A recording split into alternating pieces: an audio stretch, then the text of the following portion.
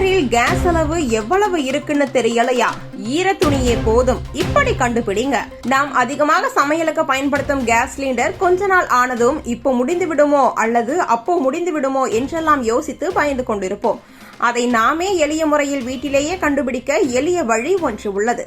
முதலில் ஒரு சாதாரண காட்டன் துணியை தண்ணீரில் நனைத்து நன்றாக பிழிந்து சிலிண்டரின் பக்கவாட்டில் மேலிருந்து கீழ் வரை மெதுவாக தடவி விடுங்கள். 2-3 நிமிடங்கள் காத்திருக்கும் பொழுது மேல் பகுதி சீக்கிரம் உலரத் தொடங்கும். ஆனால் கீழ்ப்பகுதி இன்னும் ஈரமாகவே இருக்கும். இந்த உலர்ந்த பகுதியும் ஈரமாக இருக்கும் பகுதியும் சந்திக்கும் இடமே சிலிண்டரில் எவ்வளவு கேஸ் மீதம் இருக்கிறது என்பதை கண் முன்னாலேயே காட்டும் கோடு. இதற்கு பின்னால் இருக்கும் காரணம் மிகவும் எளிதானது. சிலிண்டருக்குள் இருக்கும் எல்பிஜி கேஸ் குளிர்ச்சியான தன்மை கொண்டது.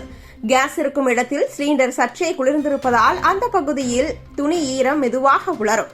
ஆனால் கேஸ் இல்லாத மேல் பகுதி சாதாரண வெப்பநிலையில் இருப்பதால் அங்கு ஈரம் விரைவாக ஆவியாகி உலர்ந்துவிடும். இதனால் எந்த கருவிகளும் இல்லாமல் ஒரு துணி மட்டும் பயன்படுத்தி இங்க வரைதான் கேஸ் இருக்கிறது என்பதை எளிதாக கண்டுபிடிக்க முடிகிறது. இந்த எளிய வழியை தெரிந்து கொண்டால் சிலிண்டர் முழுவதும் காலியாகும் முன்பே நீங்கள் எச்சரிக்கையுடன் திட்டமிடலாம். இன்னும் பாதி அளவு கேஸ் இருந்தால் சில நாட்கள் சமையல் நிம்மதியாக தொடரும் என்ற நம்பிக்கை கிடைக்கும். கீழே மிகவும் குறைவாக மட்டும் ஈரம் தெரிந்தால் உடனே புதிய சிலிண்டர் புக் செய்யலாம். தினமும் பயன்படுத்தும் ஒரு சிறிய துணி உங்கள் சமையல் நேரத்தை சீராகவும் மனசை நிம்மதியாகவும் வைத்திருக்க உதவும் ஒரு சின்ன ரகசிய உதவியாக மாறும்.